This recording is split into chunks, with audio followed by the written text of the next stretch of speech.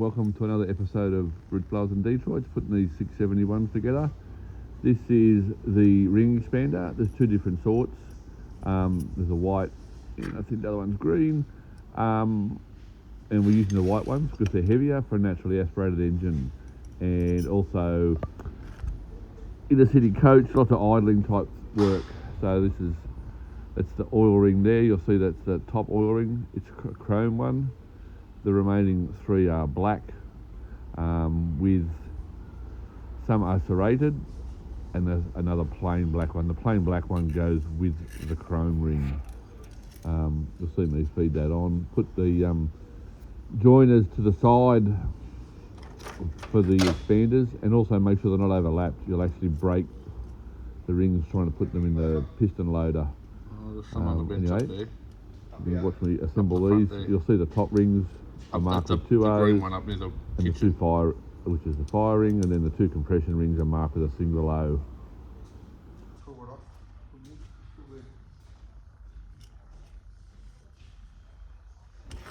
So you'll see the second ring here, better get it, you'll see it's actually smooth. It's a bit hard to shoot the shot of it, but also you'll see me using a ring expander. The shaft, the rings are very sharp on the edge. It'll tear your finger ends apart. You're doing them all day. That's hence why I use the ring expanders. And also, the oil rings are very brittle, very easy to break.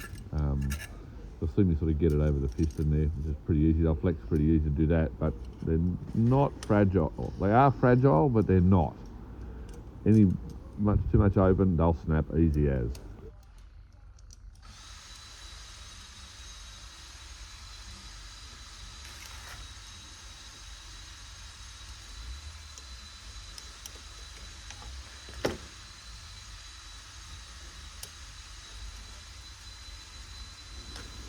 This is me just checking that the ring is actually sitting in perfectly and that it's not sticking up when once it's assembled like that, so that when it goes in the ring loader, the piston loader, it doesn't snap. You can see here these two rings, you probably just see the serrations in around the back of them.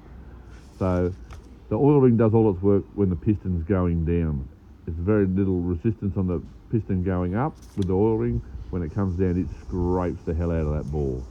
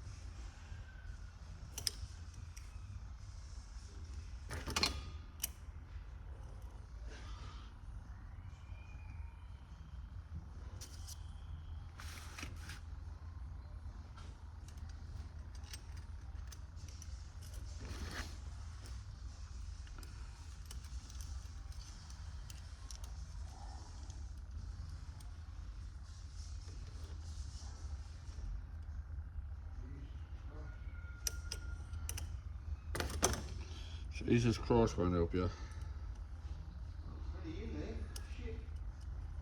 Yep. You got to get the tap and do every bolt hole yet. Got to get the tap and clean every bolt hole out yet.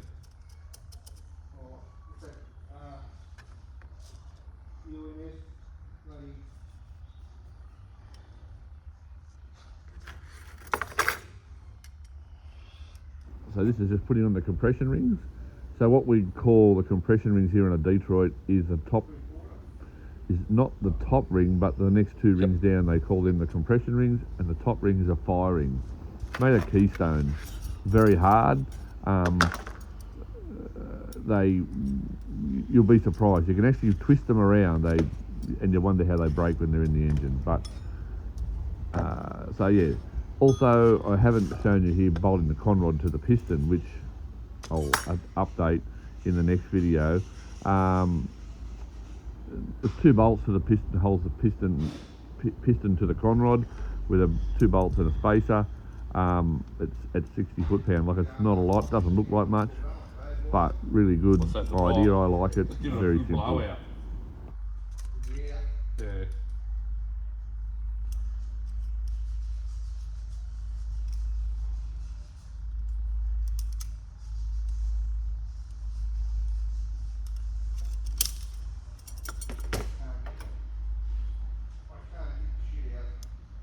So this is the 2 rings here for the Keystone ring, or the top fire ring.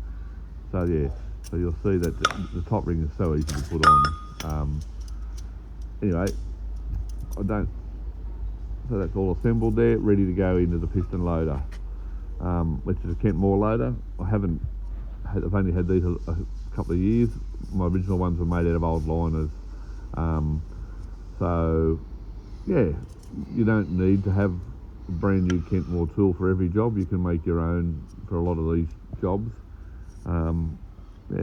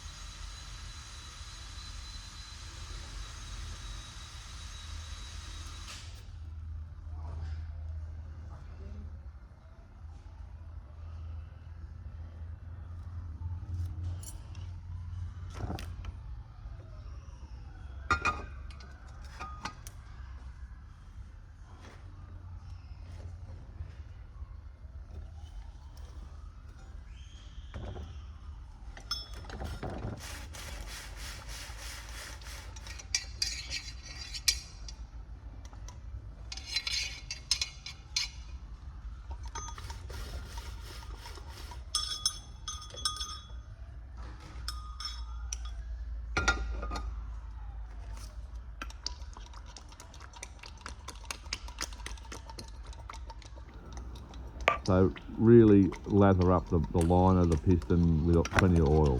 Don't be shy. It's really just, it's not going to hurt anything. It'll spew out the air test when you first start it up and blow it out. But yeah, make sure you rotate the rings and pull the oil in behind them. And then load him up into the tool. Assuming you give it a wiggle to get the rings to wiggle in and slide down, and then a quick push into the line. It's very hard up on the bench. It actually was probably not the best place to video it and do it. It's a lot easier when you actually get the liner down on a bit of cardboard, over the top, bang, shove.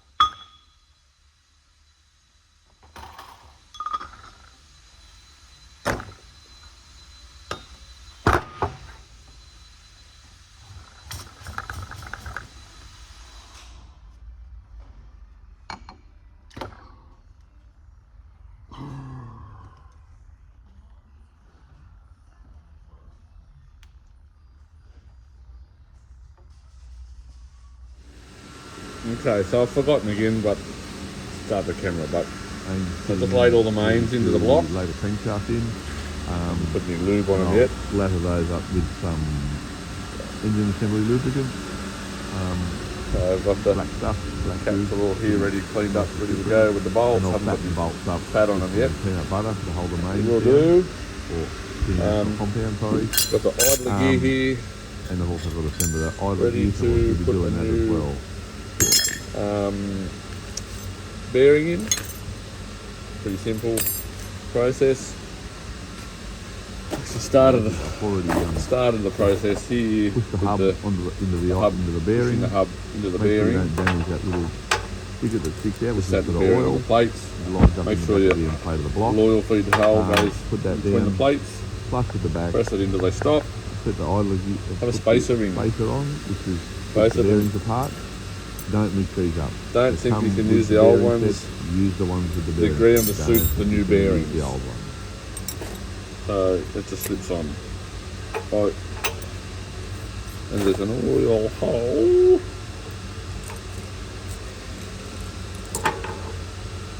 Where's the oil hole? There it is. So I always see where the opening is, put it opposite the oil hole. So it actually makes the oil go around and spread out. Quick look in there, you would have noticed Rather the than oil just hole. shoot out the hole. And So now I actually need to press the cup into the gear. Where did I do it in? Here he is. So he goes in back. I go in back to back, like so. spring Need to get a gauge. clean rag, give it a wipe out in there anyway. Now I'll I'm do that. used to I'll what it clean feels rag, like, and I give it a know wipe once it's out. loaded how it should feel. Okay, so it's actually pretty clean. Maybe in the there, next one I'll just dig the out a spring stain. gauge just and see the Where the demonstration bearing of how it was. works. In a former life. Right, so oil can. Get the fucking oil to go on there. It's fucking hard when you got one end and do that and do this. I've lost the GoPro. I've lost the GoPro stand. I'm doing well this week. I don't know what I've done with it, but anyway. So numbers to the middle. Getting sitting nice and square. I've got an aluminium dolly which I use for all sorts of pressings and weird and wonderful procedures. And my bucket of shit at the back there with little bars and whatever, or spaces for pressings. Let's see what we got here. See that square tube. Oh, too tall. You want something a bit shorter than that.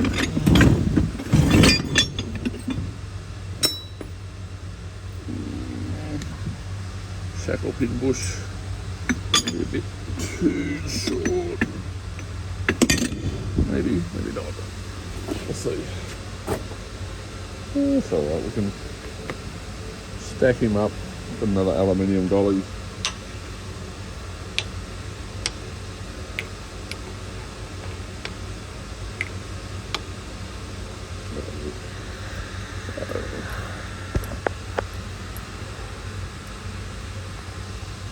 Keep my fingers out of the way.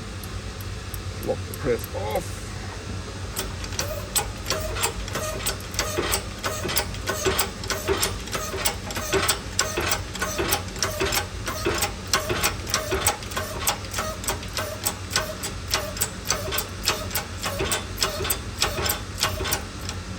Make sure that's in the middle. A little bit off on the piece there. Yeah, keep that in the middle.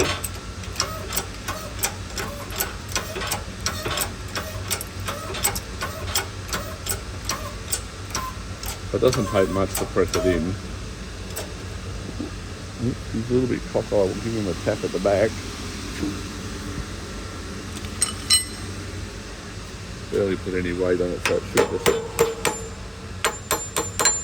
level up then, just nicely.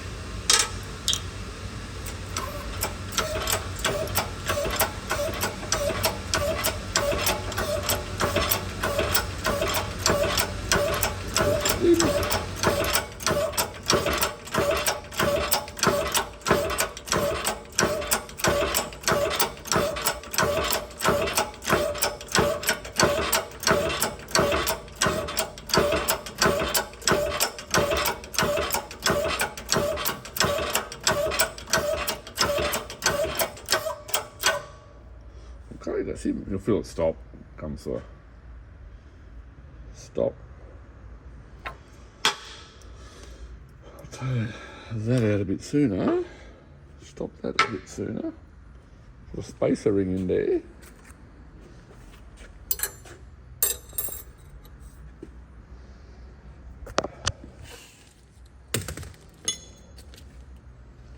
Put a bit more oil on there.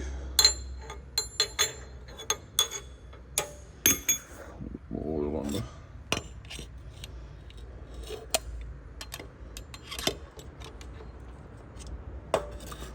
Spread that around. And your lube.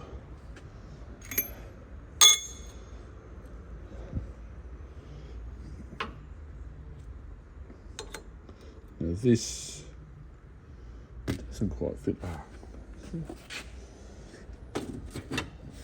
Where's the other plate? Is that the one? That's him.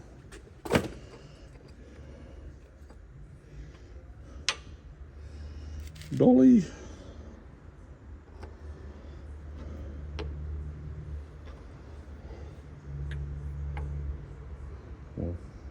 We'll cheat. We'll let him back up.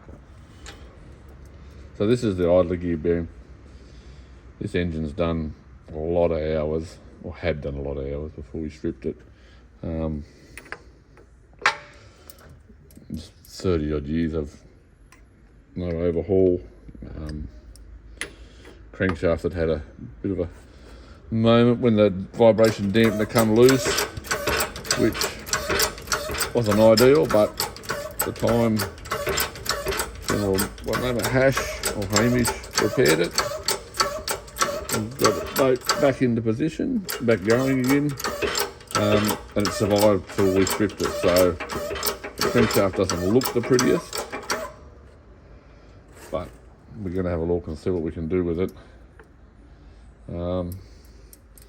Customer hasn't got a lot to spend, as much as we're doing the whole engine. It's sort of already taking its burdens. So now I'll put the idler gear hub back into here, smother the bearing with oil, get oil into it later as well, but it's just to do it while you're thinking about it. It's never a bad thing. So you can see there's little dimples there to drive these out. I do it when I strip the engine, I'd knock these out, so that'll go into there.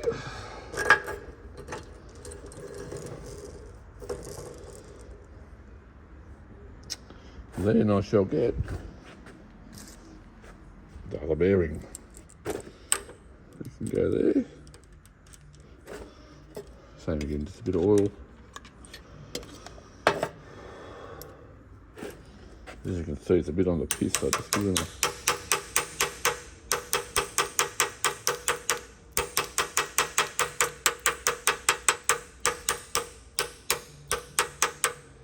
there's very little resistance into pressing it on, so I'll just see what I think it's not going to fit in there again.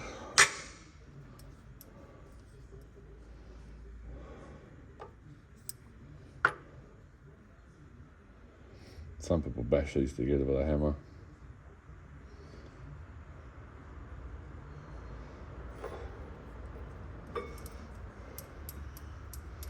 Alright, we'll give that a bit of a... Okay, let's see how we go.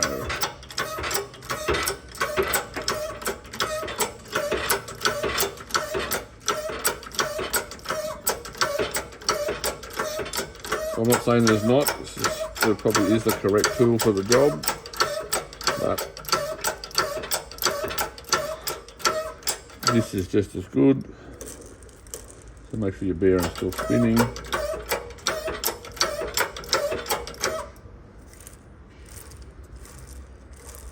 Still turning nicely, and then once it's that's it. Should have a little bit of preload on it, which it does, and then I can't overload the bearing. I'll have to check the book for the preload, but That's really nice. Really happy with that. That's how they normally feel. It's nice and firm. They get clamped up between the flywheel housing and the end plate when it's all bolted together. So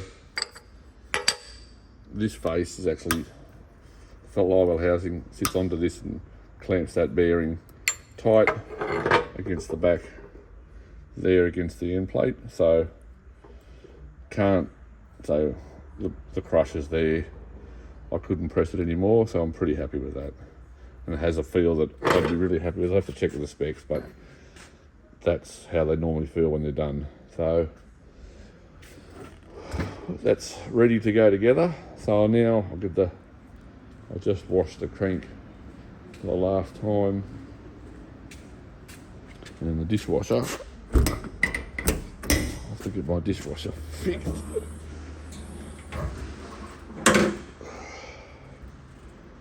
Whew. So there she is, all looking nice and pretty. Camshaft lock plates, we'll give them a swivel while we're there. A drive plate or compressor drive plate, accessory drive plate, whatever you'd like to call it. So I'll give this a hose down now. So if you notice, up the hole there, all these plugs are out. So when it was in the acid bath, flushed, hosed out, blown out. I've just hosed them out again just before I washed it. Filled it with degreaser, hosed them out again.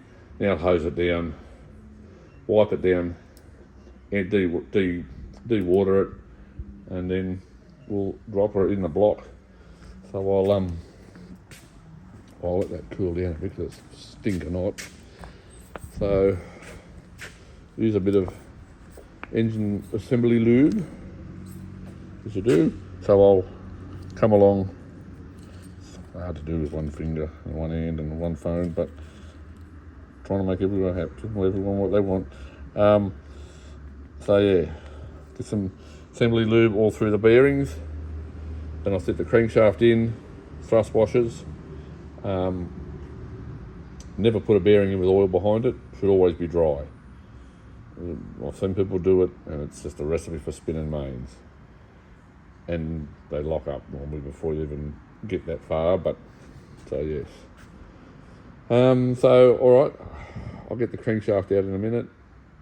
Hose it down, blow it dry, de-water it, and in the meantime, well, before I do that, I'll get some fat on these bearings, and then I'll lift it in. Here on my own, so it's a bit hard to video it and lift it in, but everyone's probably seen someone lifting a crank in a block before. But we'll get it in, sit it in for tonight, set all the bearings into caps, set them all on, ready to go for tomorrow to tension them up. And I think it's time for a beer as well. We'll get this done first. So just before I drop the crank in, you can see smeared the fat everywhere, all over it. Used to get told by my old boss, as an apprentice, asked the question why they didn't use this engine assembly lube, and they said it was no good. It was no good. I said, well, we were building engines at the time, putting them into storage, and they're only assembled with engine oil. Like, the oil runs away. This shit stays there, sticks there. So, you tell me the maths. Anyway, there we go. I'll straighten the camera up. So I'm going to lift it out now with a fork, sling her into the block, and chuck some caps on. Okay, so when you're lifting it in, I've lifted the crank into the block. You've actually got to get it Detroit, in. so got to get the webs in the right spot. The right spot. All the webs have to be in up. line, usually the front web up and the back web down, and they'll down. get it in. Otherwise they won't drop into the block. Some of the V8's a little bit different, but a couple of webs just line up and they'll go straight down into the block. But otherwise webs straight up and down, otherwise you won't get it in and you'll fumble with it. And bit of an art, but like everything has its little traits. So we'll get this get these bearings greased up, fatted up, and we'll put some peanut butter on these bolts, some international compound, and we'll knit them up for tonight, and then carry on from there. So there's what they call the tang with a bearing locks in. Put some So grease on the cap there. there's the other tang there from the lines other up bearing. with the So it's other tang to in the tang. block. You want both bearing And faces. that way then And you're all good to go. Usually the bottom bearing, the cap Detroit, faces dry. will not have any Naughty oil boy. grooves. It's just Bit of grease in smooth, there. nice smooth bearing. The upper Nice half and of the groove. oil grooves to let the dry, oil so that there's nothing in run there down that and can around, squash out, because all cause the the load cap is to down fret on it. or anything like that. Very important. A lot of Model 1s had girdles. These don't have girdles. 92's got girdles. Some of the 53s have got girdles between the main bearing caps. This little 453 over here didn't have girdles. It's sort of my mate's building the engine for himself. I'm helping him. Oh man, he's done my head in. Oh, taking up my space in my workshop. But the thrust washers have got to go in. I've just roll them around. They just drop in down the back there. There's nothing there. They just drop in and roll around. Then on the cap, two brass pins. These pins do occasionally, mostly in automotive applications, the pins wear, because people don't adjust the clutch and the crank grabs it and frets backwards and forwards on the brass pins. Put them on there. They just drop on like so. And they'll stay on there. Do as you're told. Bloody tart. Alright. Now I've got shit everywhere again. Anyway, so that's how they go on. Slip in.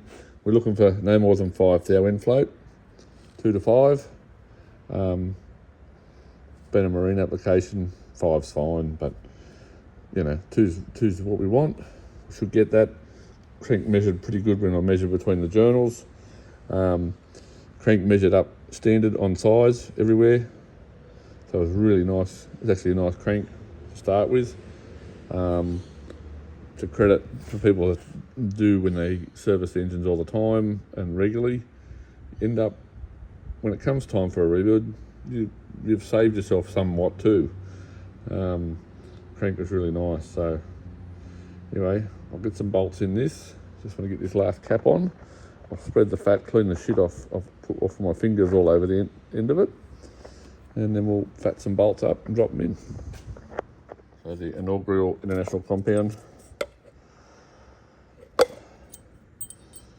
I'll tell you what, bud, I don't miss you for this crap anymore, but what you've got to have.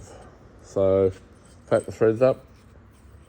I don't need it. It's probably not doing a very good job of this right now, one-handed, but also get plenty up under the head of the bolt and around the washer. It's got to slip too.